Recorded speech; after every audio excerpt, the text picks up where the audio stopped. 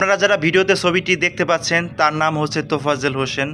তার নাম বলতে গেলে এখন কান্নায় বুক জর্জরিত হয়ে আসে।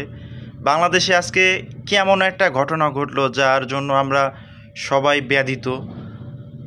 তিনি একজন পাগল ছিলেন, তিনি একজন মেধাবী ছাত্র ছিলেন, তিনি একজন অনেক কর্মক্ষম মানুষ ছিলেন, তিনি একজন উচ্চশিক্ষায় শিক্ষিত মানুষ ছিলেন। তিনি পাগল হয়েছেন তার পারিবারিক কিছু কারণের জন্যে। তার পরিবারের এমন কিছু ঘটছিল যার কারণে সে পাগল হয়ে গিয়েছিলেন।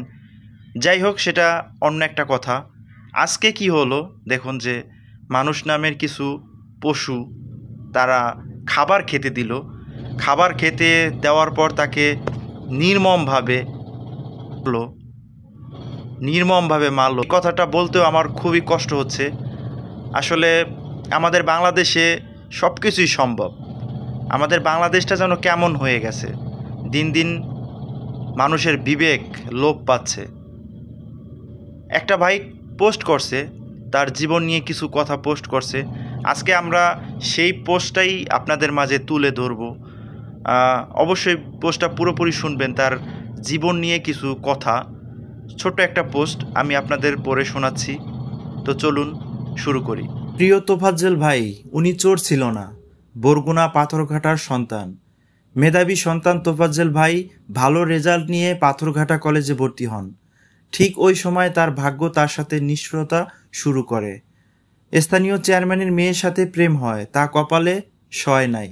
ওই মেয়েকে অন্য জায়গায় বিয়ে দেওয়া হয়। বিধাতা তার মা বাবাকেও 1 মাসের মাথায় পৃথিবী থেকে তুলে নিয়ে যায়।